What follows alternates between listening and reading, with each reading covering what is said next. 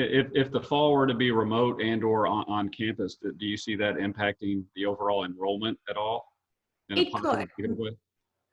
That's the great unknown. We don't know. It could, but I actually wrote a kind of op-ed for our local paper. I really worry people should not drop out of college right now. It's not just for U of L, anywhere. If there's one thing this crisis has taught us, it's the inequities in our system. And so if we don't do something, we know that college graduates not just earn more money, but there's a lot of different criteria. Better quality of life, they report greater happiness, they have better health. There's a whole host of things that go with it. So I'm hoping that students don't drop out, and especially the ones that are needed the most, right? Because education breaks you out of poverty. I'm a living testament to that. So that's why I'm so keen that students don't drop out. And if there's one thing that you can all help me is if you know someone who's looking at a university, encourage them to look at the University of Louisville, because we've received from students such praise. It's been wonderful to see the response saying, this is a university that really cares about students. And that's all of your faculty and staff. Playing off of that, a lot of the focus has been on, especially during this crisis, as how can we help the students and how can we provide more support for them. So can you speak a little bit about the support that the university has brought forward to help with our students and faculty and staff during this crisis? If you go to our website, we've tried to list a lot of things we do, but certainly one of the things we're trying to do is maintain the sense of community. So we'll often have student groups that meet. So recently we had our SOAR ambassadors who work with all of you, right? And it was wonderful. I did a chat like this with them and those kinds of things to build that community. For all of you, I would say we would, anything you can do to support our students as they're looking for help, if they're looking for an internship, that would be helpful. I'm also worried about our staff, quite candidly. So we have a staff emergency fund. So anything you can do for students or for staff, we'd appreciate it. And for me, the big thing is the young people in your life, please encourage them, not just for University of Louisville, wherever they are, to not drop out now. There are incredible resources that we have marshaled, and I really think it's the right thing for them to take advantage of. See, most people know during a recession, if you are come from a family that has high social capital, people will tell you now's a good time for you to go back and get your degree. But if you're a first generation college student, you may not have someone who talks to you about that. We do have a segment of our students who don't have the opportunity to go home. And a big piece of that is our international students. So are there any ways that you can speak to how our Louisville community can support our international students? That's a great question. I'd love to have you pose that to Michael Martis. Our Dean of Students very graciously stepped up to also take over international students because as a university, it's very interesting to me. We do not have the percentage of international students that even EKU and NKU have. So when I came here, I found that quite surprising. So we don't have the percentage of international students that most universities our size do. But when you think of the students who are still on campus, I'd love to see, maybe Michael Martis would have ideas for you. Perhaps a group of you could do a chat with them. It may not be everybody, but anything we can do, because I can imagine that it's particularly scary to be so far away from home, because if you do go home, there's a fear of whether you can come back and so on.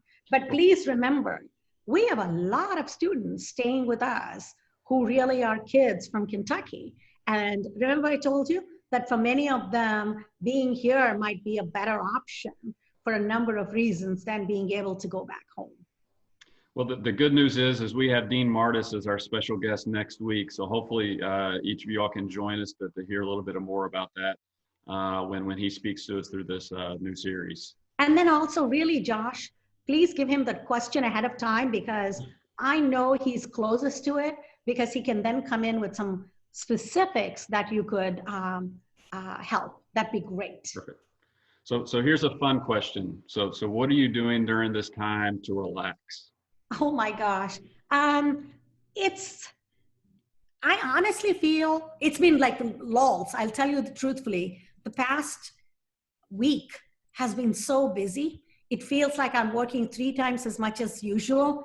I don't know how that's possible, but I did have a lull, not this week. You know, it's like while you're making big decisions or big things are happening, you don't. So when I have a little bit of a lull, I'm a nerd. That should not come as a surprise to you. So I actually have a list of great books that I've always wanted to read that I didn't. So finally, I hate to make this confession, but I had never read The Brothers Karamazov, and I've always wanted to. So I read that, I read philosophy, you know, things like that to relax. And not during this break, but early in February, you know, I came down with pneumonia, all this good stuff. So at that time, my daughter has been telling me about a series called The Crown forever, and I couldn't watch it, so I watched that. But now what I'm trying to do, and I don't always do a good job, but I'm trying to see if in every given day, I can take 10 minutes when I'm not thinking about anything. You know what I mean? Like just be, just breathe and be. And that's really hard. It is very difficult, but I think it's very healthy to have that mental kind of escape. I agree. Yeah.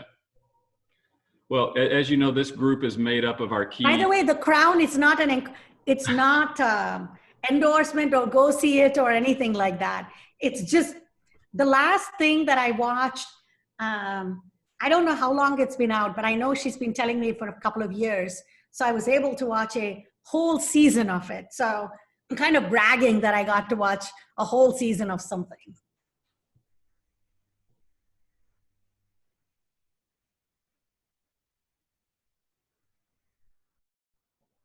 What else?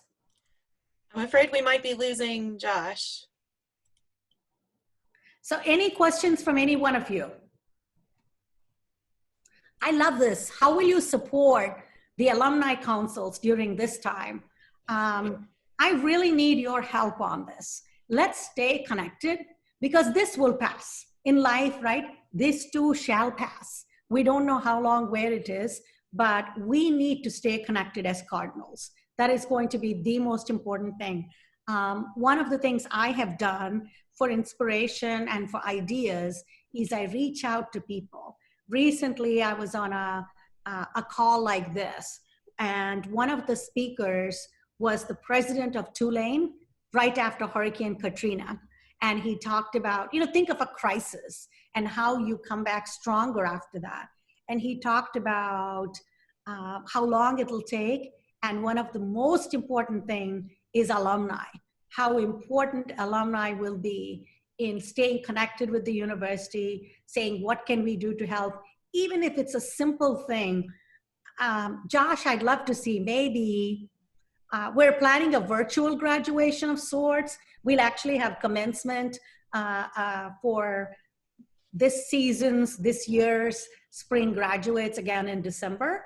But maybe we could do something where alumni either reach out, call, have web greetings or something. I'd love to know. We've got that in place right now, trying to get that put together, but we're putting together a full recent grad kind of celebration plan, and hopefully Marianne and her team can talk a little bit more about that with each of you tonight.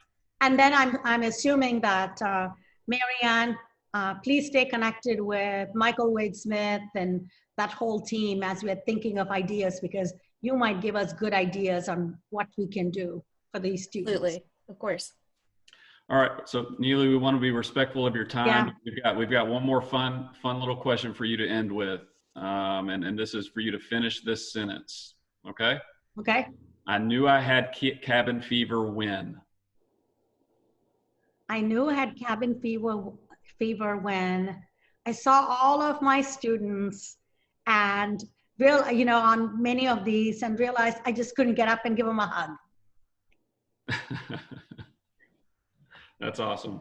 Well, Neil, thank you so much for taking 30 minutes of your time. I know your schedule is extremely busy, but we appreciate all you're doing to lead this university and from tough decisions to easy decisions. We know your days are filled with a lot of decisions overall. So please take care of yourself, and we appreciate everything that you're doing.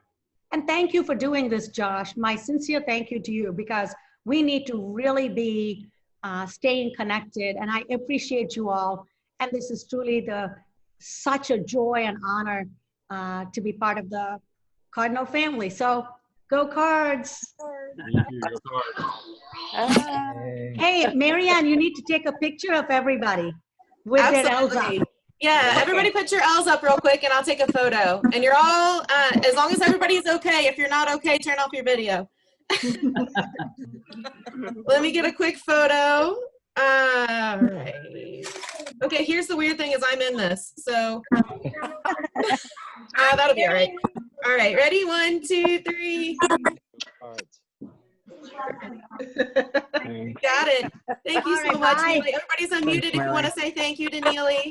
Thank you. Thank you. Thank you so much. Come to Indiana.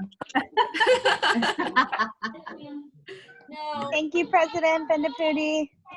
Thank you so much. Bye. Bye. Bye. All right, Marianne, I'm gonna flip this over to you so you can keep things rolling. Okay, sounds great.